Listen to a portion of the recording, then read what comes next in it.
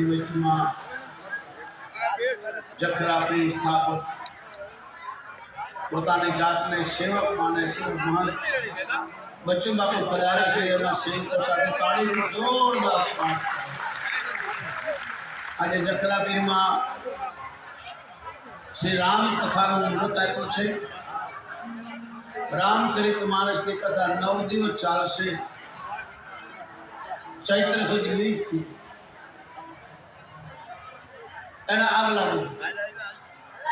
तो आपने बधाने हार्दिक स्वागत से जखरा पीर ने आंबे पीर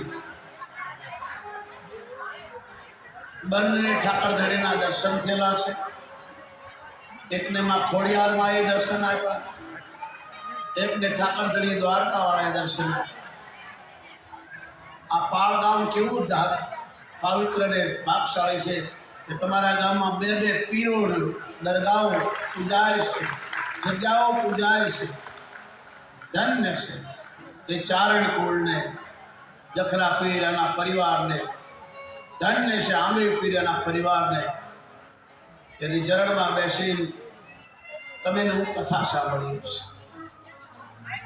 तो आज बच्चू बापुए एमना बधा सेवक समुदाय मळीने श्री राम कथा मुहूर्त लीधुं छे अपने जोर तेमने ताळीथी स्वागत करिए 51 दीकरीओना समूह लग्न कई पाहे नहीं होवा छतां पण एवा धामधूमथी थाय जेम आंबे पीर भगवान आंबे पीर महाराजना चरणों में जेम तमे ठाकर ने बेसाड्या अने बच्चूभाईना भाई एनो भत्रीजो आज भगवान ने सोना नो मुंगट सोना नी मुरली सोना नो लाडू सोना ना कटला चढ़ावाना ने तजा चढ़ावाना ताड़ी थी बताओ आ मोंघाई में सोना ना दागीना माणसों लेता अचकाने भगवान ना चढ़ावा ये बहुत मोटी बात है मारा वाला धन्य से भड़वार समाज ने धन्य से पालगाम धाम ने बधा एक थईने आटलुं मोटुं आयोजन आटलू मोटो प्राण प्रतिष्ठा महोत्सव आटली मोटी कथा आयोजन करूँ धन्य से समाज ने धन्य भड़वार समाज धन्य पाड़ गामना लोगों ने धन्य घड़ी धन्य भाई अपना बधाईना ठाकर धड़ीना चरण में बेसी आंबे पीर महाराजना चरण में बेसी अपने कथा रसपान करी राशि आवो कथा में प्रवेश करिए नंदन आत्मन उत्पन्ने जाता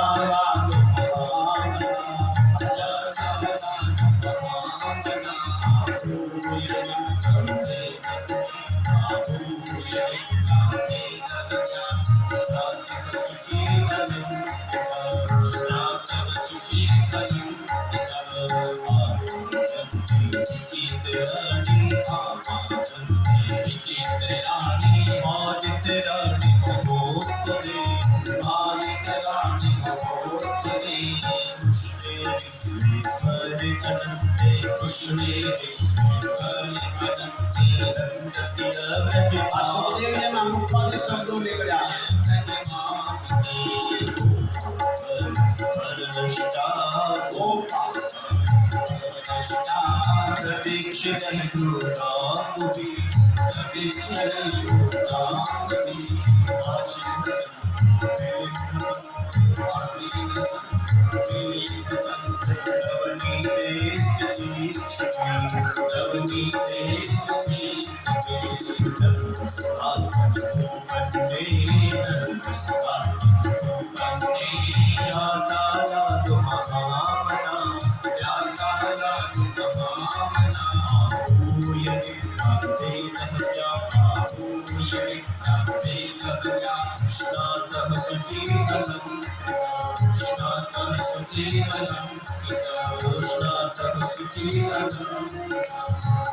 बोलिए नंद बाबा यशोदानंद भगवान कृष्णचंद्र भगवान की सुखदेव जी महाराज के राजन नंद बाबाए स्नान करी सुंदर वस्त्राभूषण सजा પોતાના નંદ ભવનમાં આવેલા ગોપ ગોવાળનું સન્માન કર્યું બધાને સાડી, બધાને વસ્ત્રો ભેટ આપ્યા, સોના ચાંદીના દાગીના ભેટ આપ્યા. સાધુ સંતો બ્રાહ્મણોને 1.25 લાખ ગાયોનું દાન કર્યું. હરેક બ્રાહ્મણે કોઈને 200 ગાય, કોઈને 500, કોઈને 1000, કોઈને 2000, કોઈને 5000. ગોકુલ, જ્યાં ગાયોનું પાલન થતું એનું નામ ગોકુલ. ઘરે ઘરે 5 ગાયો, 10 ગાયો, 50 ગાયો, 100 ગાયો, 200 ગાયો, 500 ગાયો, એનું નામ ગોકુલ. ગોપાલ. અને નંદ બાબા ગાયોની સેવા કરતા હતા એટલે ભગવાન મથુરા છોડીને ગોકુળમાં આવ્યા. આપણે ઠાકરને બેસાડીએ સાચી વાત છે, પણ ઠાકરની કુળદેવી ગૌ માતા છે. આપણે ગાય માતાની સેવા ન કરીને ઠાકર ધણીના ગમે એટલે આરતી ઉતારીએ એ રાજી નહીં થાય. એની માં રખડતી હોય કેમ રાજી થાય? તમને કોઈ ભોજન કરવા બોલાવે અને તમારા છોકરાને ઊભા કરી દે, તમે ખાઓ. તમને કોઈ થાળી પીરશે પછી એમ આગળ રહીને કે બસ ઓમ પ્રાણાય સ્વા, અપાનાય સ્વા, ઉદાનાય સ્વા, સમાનાય સ્વા, ઘેર જાઓ તો કેવો ચહેરો થઈ જાય, ફોટા પાડવા જેવું. એમ ઠાકરની કુળદેવી છે ગાય માતા, ભગવાનની આરાધ્ય દેવી છે ગાય માતા. અને નંદ યશોદા ગૌ માતાની સેવા કરતા હતા એટલે ભગવાન ગોકુળમાં આવ્યા છે. અને જેના ઘરે ગાયો હોય ત્યાં રોજ દિવાળી હોય, ત્યાં હોળી નથી હોતી. હોળી એક તહેવાર છે. એના પછી જોયું કે આ છોકરાને મારવાની એટલી બધી કોશિશ કરી પણ મર્યો નહીં. એટલે એની બહેનને બોલાવી કે તને બ્રહ્મા એક સાડી આપી છે અને તું ઓઢીને અગ્નિમાં બેસે તો અગ્નિ પણ તને બાળી શકે. વાત સાચી છે? બોલે હા. તેમ કરા તારા ભત્રીજાને ખોળામાં લઈને બેસાડ, તું તો બળીશ નહીં, આ બળી જશે. કારણ કે આ ભગવાનનું નામ લેશે. ભગવાન મારો દુશ્મન છે, ભગવાને મારા ભાઈને માર્યો છે. યાદ રાખજો, ભગવાન કોઈને મારતો નથી. ભગવાનનું કામ છે જીવાડવાનું, તારવાનું અને પાળવાનું. राम किसी को मारे नहीं, पापी नहीं मेरो राम, अपने आप लोग मर जाते हैं करके खोटा काम. भगवान कोઈને મારતો નથી, ભગવાન કોઈને દુઃખ નથી આપતો. તમારા છોકરાઓ દુઃખી થાય તમને ગમે? કોઈ છોકરા દુઃખી થાય તો માતા પિતા રાજી થાય? માતા પિતાને ગમે? આ તો માતા પિતાનો પિતા છે. ભગવાન માં બની શકે, બાપ બની શકે. આપણા બાપ માં ન બની શકે, માં બાપ ન બની શકે, ત્યારે ભગવાન માત પિતા તુમ મેરે શરણ પડો મેં કિસકી, સ્વામી શરણ પડો મેં કિસકી. ભગવાન માતા બની શકે, પિતા બની શકે.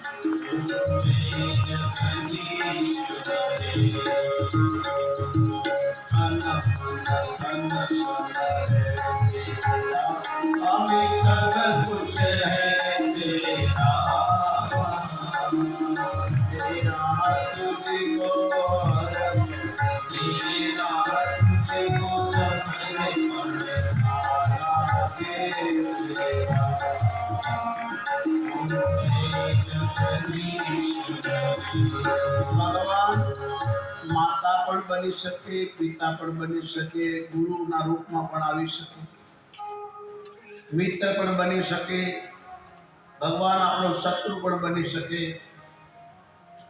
આપણે એને શત્રુ માનીએ પણ એ મિત્રતાનો વ્યવહાર કરે. તમારી મારી અંદર બેઠેલો અંતર્યામી છે કે પૂરણ છે અને કોઈ વસ્તુની જરૂર નથી. આપણે અધૂરા છીએ, ભગવાન પૂરણ છે. આ સંસાર જેને મળ્યો છે અધૂરો જ મળ્યો છે, પૂરો કોઈને નથી મળ્યો. અને ભગવાન જેને મળ્યા ને પૂરા મળ્યા છે. મીરાને, સબરીને, આંબે પીરને, શકુબાઈને, પાનબાઈને, ગંગાબાઈ માતાને બધાને પૂર્ણ મળ્યા છે. આ જગતના લોકોને ખુશ કરવા બહુ કઠણ છે ભાઈ. ભગવાનને રાજી કરવા બહુ સરળ છે. આ દુનિયાને ગમે એટલું તમે તૂટી જશો, આ રાજી નહીં થાય. રામ પણ આ જગતને રાજી ન કરી શક્યા, ભગવાન કૃષ્ણ રાજી ન કરી શક્યા, તો તમે હું શું રાજી કરવાના? આ તો સ્વાર્થના બધા સગા છે. જ્યાં સુધી તમારે તે સ્વાર્થ હશે, હા હા કરશે અને સ્વાર્થ નીકળી જશે તો આમાં ઉભા નહીં આવે. આ દુઃખમાં કોઈ સાથ નથી આપતો, આ સુખમાં જ બધા સાથ આપે છે. મરવા ટાઈમે કોઈ કામ નથી આવતું, ભગવાન જ કામ આવે છે. આ જીવનો સાચો સગો કોઈ ગુરુ, કોઈ સંત યા ભગવાન છે, બાકી કોઈ નહીં. કા ગુરુ સગા, કા સંત સગા, અંત સગા એક રામ. તુલસીદાસ કહે આ જીવને કરવાના પ્રણિધાન. કા તો કોઈ સંત, કા કોઈ ગુરુ, કા ભગવાન. આ જીવને સુખમાં, દુઃખમાં, જન્મમાં, મરણમાં આ ત્રણ જણા સાથ આપે છે, કોઈ સંત યા ગુરુ યા ભગવાન. બાકી આ જગતના લોકો તો સુખમાં છે. હમણાં કામ કરવાનું છોડી દો તો આજ ઘરવાળા કહે બાવો બની જાઓ, ઘરમાં કામ ના કરવું તો ઘરમાં શું કામ રાખે? અને આ સમાન ગઈઢા બની જાઓ એટલે તમારું કોઈ સાંભળે નહીં. જેના માટે તમે રાત દિવસ એક કરી પરિવારને પાળો પોષો, એક પરિવારના લોકો ઘટપણમાં સાંભળે નહીં. અને બીમાર પડીએ ડોક્ટર છૂટી જાય પછી ખાટલામાં પડીએ તો આના લોકો કે ભગવાન હવે એને ઉઠાવી લે, અમારાથી જોવાતું નથી. એમ નહીં, અમારાથી હવે સેવા નથી થતી. એમ નથી કહેતા ભગવાન હસે છે કે તું મારી હાથે બનાવટ કરે છે, એમ કે મારે સેવા નથી કરી એટલે ઉઠાવી લ્યો.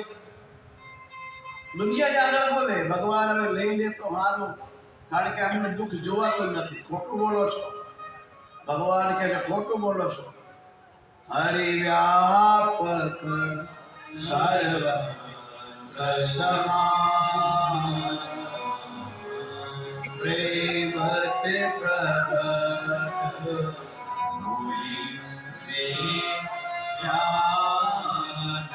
સુનિવાર મુનિવાર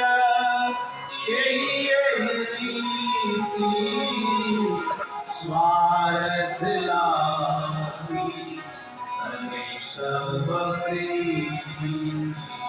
શંકર ભગવાન બોલ્યા છે, આ મહાદેવના શબ્દો છે. અહીં સ્વાર્થમાં બધા સાથ આપે છે, ચાહે મા બાપ હોય, ચાહે છોકરા હોય, ચાહે ગુરુ હોય, ચાહે બ્રાહ્મણ હોય, ચાહે દેવ હોય, ચાહે રાજા હોય, કોઈ બી. આ ભગવાન શિવના શબ્દો છે. એટલે નંદ બાબાએ મોટા મોટા ઘઉંના ચોખાના તલના ઢગલા કર્યા, એમાં સોના ચાંદી હીરા મોતીને નાખી અને સાધુ સંતો બ્રાહ્મણોને દાન આપ્યું. દાનની બહુ મહિમા છે સાહેબ. ભગવાને આપ્યું તો કરજો. ક્યાંય ગૌશાળા ચાલતી હોય તમારી આજુબાજુમાં, ક્યાંય આવી સેવા થતી હોય, ક્યાંક અન્નક્ષેત્ર ચાલતા હોય, તમે મંદિર તો નહીં બાંધી શકો, પણ જેણે મંદિર બાંધ્યું તમે ત્યાં જઈ તો શકો. તમે હજારોને ખવડાવી તો ન શકતો, પણ જે ખવડાવતો હોય ત્યાં આપી તો શકો. તમે ગરીબ બેન દીકરીના લગ્ન તો ન કરી શકો, પણ કઈ કરતો હોય તેને તમે સાથ આપી શકો.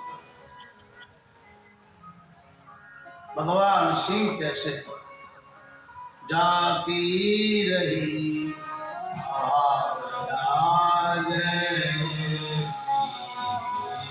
પ્રભુ મૂર્તિ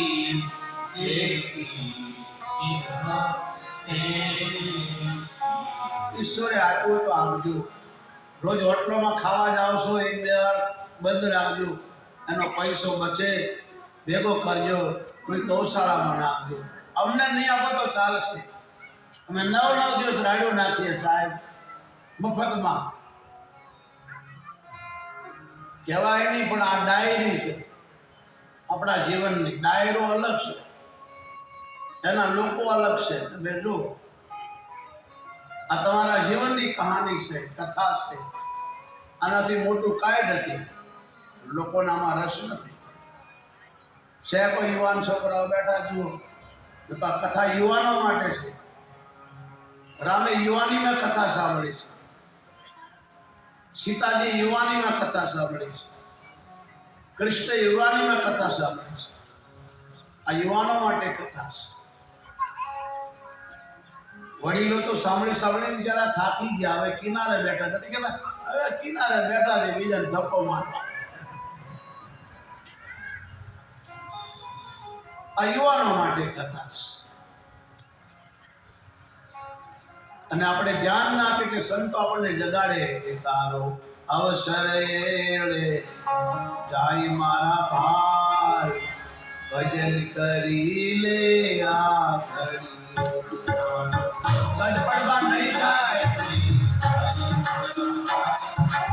એ તો દુઃખના મારે તમે બેઠા છો, જીવનમાં ભજન નથી થતું ભાઈ. આ ઘડી એના માટે સાધુ બનવાની જરૂર નથી. અરે આ ઘડી વાલા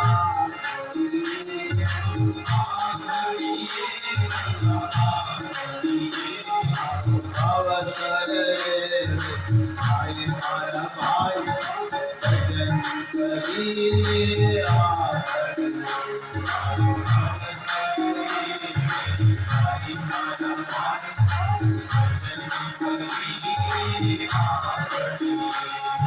દુનિયા મારી તો ભાઈ નવતી. શું કરી શામ તો કર વિચાર.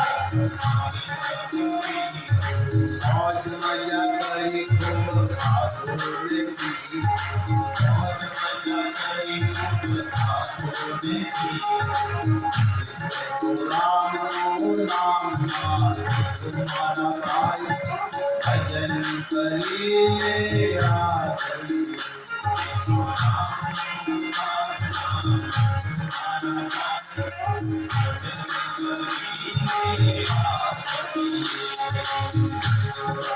अवसर ये भाई भजन करिए आखरी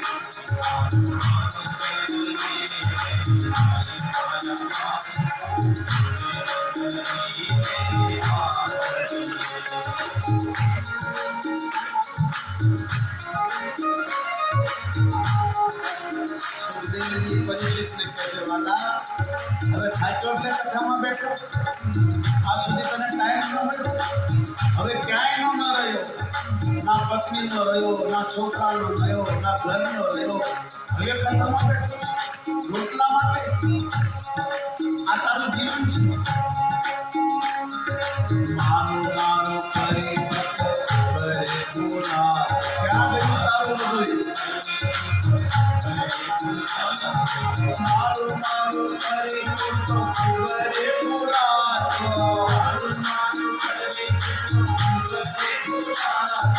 લાખો કરોડોની કરતો વાતો યાદ રાખ્યા છે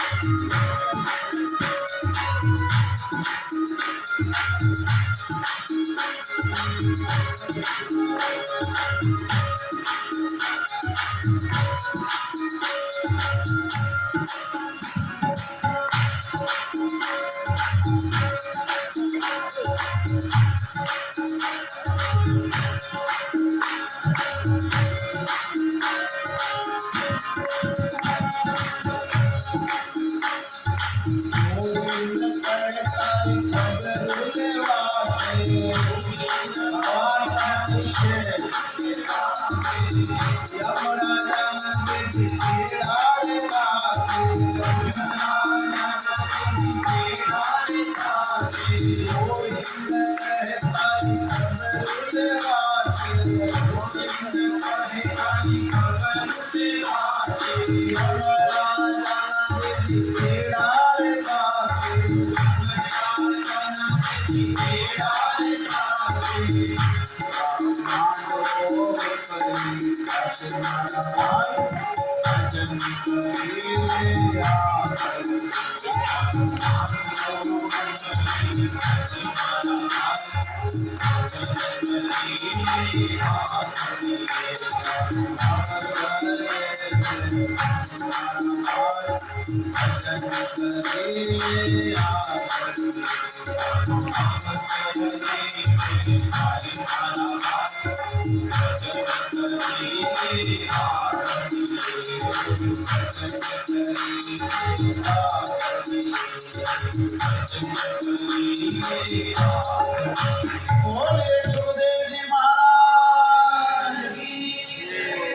રાજા પરીક્ષિતને કહે છે, રાજાને ક્યાંયનો નર રહ્યો ત્યારે ભગવાનની શરણમાં આવ્યો.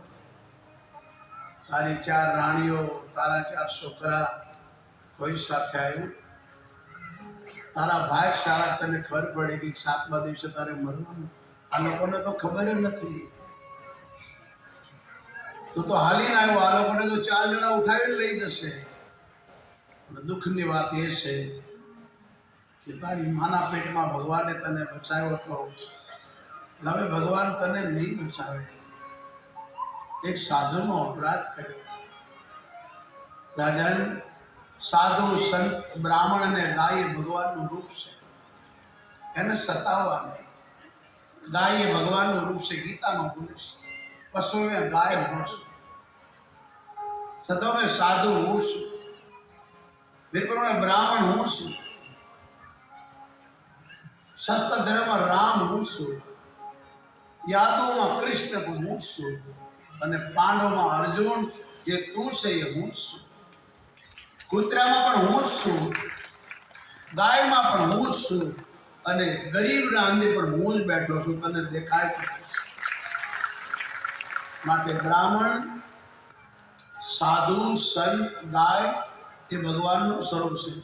સાધુ એટલે ભગવા પહેલા નહીં, જો આમાં હોય શકે. હું 10 વર્ષથી કથા કરું, 10મું વર્ષ છે. 2 ટાઈમ તબિયત સારી હોય કે ન હોય એને બેસી કથા સાંભળવાની, કોઈ હોય કે ના હોય. આ કથા સંતો માટે, સંત એટલે સજ્જનો માટે, દુષ્ટો માટે નથી. વ્યાસ નારાયણે પ્રશ્ન કર્યો છે, સજને ક્રિયેતે કથમ ભાગવત કથા વાર્તા સદા સેવ્યા, સદા સેવ્યા, સદા સેવ્યા.